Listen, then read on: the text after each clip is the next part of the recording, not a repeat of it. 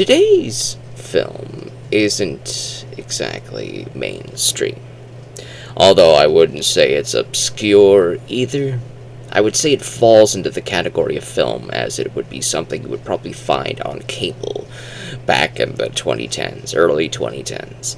And usually, if by that point you hadn't already cut the cable and moved to Netflix or something, you were probably watching things that were not this movie while this movie was airing on some channel like Sci-Fi Channel or something. Maybe you were watching Teen Nick, maybe you're watching TNT or whatever. It doesn't matter. We have here Extracted. Extracted isn't even a movie you would be able to find on Tubi as part of the meme-tastic, meme-worthiness films like Shark Exorcist or the Amityville Exorcist or whatever, mainly because it doesn't fall in line with those types of meme videos that you'll be able to find filmed on a $0 budget. This actually has a tiny bit of a budget. It has a TV show budget. It's the type of budget you would find on a typical episode of a TV show. Usually like a mid-budget era TV show, not like HBO TV show, but more like, say, you're on TNT and Fringe is on, and you get to watch an episode of Fringe, and you get to see Fringe's level of graphics and all that budgetary stuff. But a little bit less than Fringe, actually. Maybe early Law and Order or early CSI, who knows? But either way, it's one of those lower budget TV show budgeted movies that probably first aired on a TV show and probably got completely forgotten about. I never even heard about it until I found it, but when I looked at this picture and I looked at this cover and you see all these tubes going into a dude's head and all that stuff, you thought, oh wow, is this going to be some sort of spooky science fiction horror? Awesome, this sounds pretty cool. And then you look on the back and you read the premise and you see it's all pretty much how you would expect for a low budget movie. You get to see the Phase 4 films here, Imagination Worldwide, and a basic synopsis, right? Now the synopsis reminds me a little bit of the movie Inception, Christopher Nolan's movie, which came out a couple of years prior to Extracted, which probably inspired Extracted in some way, shape, or form. Extracted is about a dude who constructs software for a machine that allows him to enter a dude's brain through a chip that they implant into the dude's brain so that they can do better crime scene investigation by literally entering into the suspect's memories and rebuilding the scene based off their memory recall so that they could see the scene how that person saw it, so that they can rule out suspects who are not actually the killer and actually confirm if killers actually did it, because you could actually see evidence in real time in that person's memory. So you can have that dude enter the guy's head and all that stuff. So they test it out, the first time tested out on an actual killer, to reconstruct the crime scene and see the dude kill his wife in real time, and he sees this, right? And so after he has confirmed that the software works as a routine test, he asks the AI assistant to terminate the program.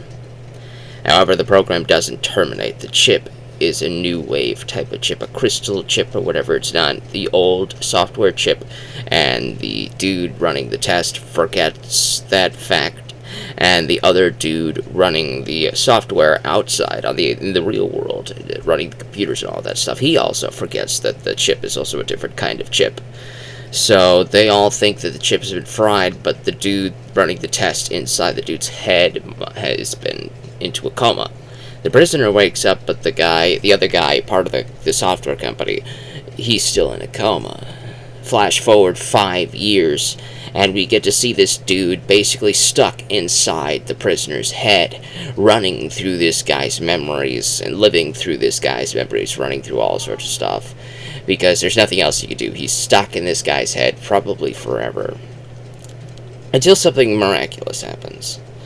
This prisoner ends up receiving a box of photographs from his father, and he looks through one of the photographs, and he happens to look at a photograph of a memory that this dude is specifically reconstructing in this guy's head. And since both of them are thinking about that memory at the same time, he notices the software guy. I don't know his name. I'm just gonna call him Bob because I don't want to keep saying software guy. So he notices Bob, right? And Bob says, "You could see me," and the criminal guy, he gets scared and runs off. He stops thinking about that memory. And so they try it again. He tries it again, tries to do that again, and he reconstructs a memory and all that stuff. And the dude looks at a different photograph, and he happens to be in that memory this time, and that happens again. And this time they're able to talk to each other. And Bob ends up telling Prisoner Man, who I'm just going to call Larry at this point, Bob ends up telling Larry that he is the software man, and he's trying to get out. He needs to get out of this place, right? He needs to. So they come up with a plan. They come up with a plan to have Larry contact Bob's wife, so that Bob's wife can come to the prison and talk to Larry, and have Larry tell Bob's wife things that only Bob would know, to convince her that Bob is still inside the chip somewhere, with matrixy, science fictiony, sciencey explanations or whatever. And they need to get him out by rerunning the test using the new algorithm that Bob has figured out will work to get him out of the chip. And so they've successfully managed to convince Bob's wife of this. And then Larry says, "I'll help you get out of here if you help me prove my innocence, because I did not do what everybody says he is." And Bob says, "Dude, I reconstructed the crime scene. I saw you do it." And then we learn something very fantastic, something actually very, very interesting that I actually was not expecting for a film of this quality.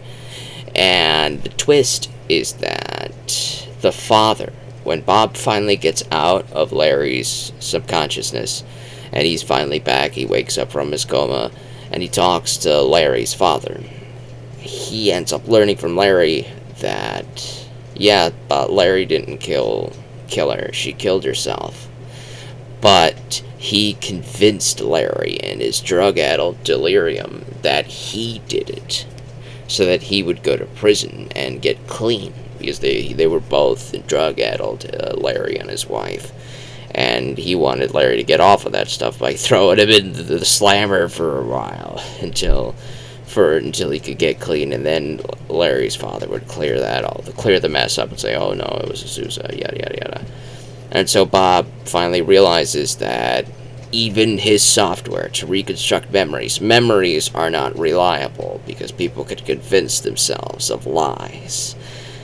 Tell somebody something happened enough, and they'll start to believe it happened. So when you enter their mind and you enter their memories, and you'll see the altered memory state and how they could believe a lie, and yada yada yada. And so Bob ends up realizing he just sold this software to another company in exchange for being able to get him out of Larry's head.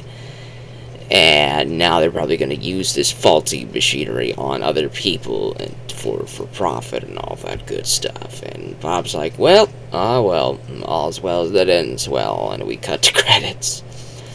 Extracted is a typical movie that you would see on cable, probably the Science Fiction Channel, more than likely Sci-Fi Channel. This is probably where this film would have debuted. There's a lot of schlocky films that show up on Sci-Fi. A lot of those old Roger Corman produced movies, the ones that Roger Corman produced in the late stages of his life, like his 80s and 90s. He continued to executive produce films, and have those films show out like Octopus Shark or something like that, that crazy type of movie. That debuted on Sci-Fi Channel. So movies like this definitely belong on that quality, on that caliber of film.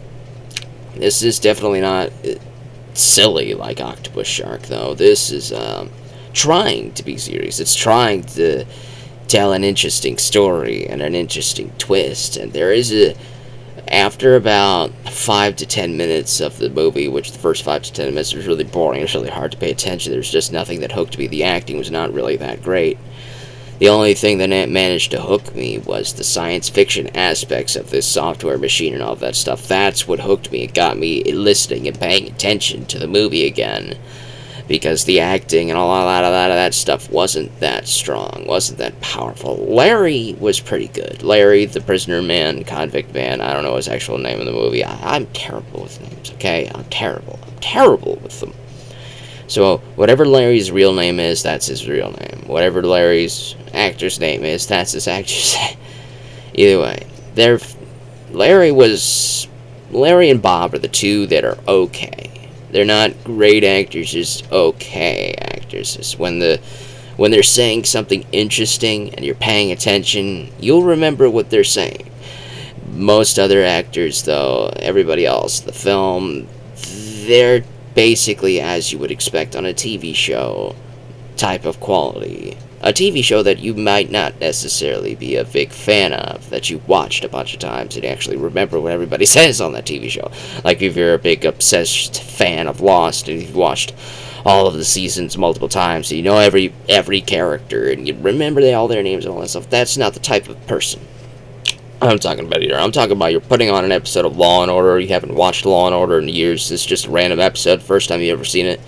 That type of side character. That's the type of quality I'm talking about, right?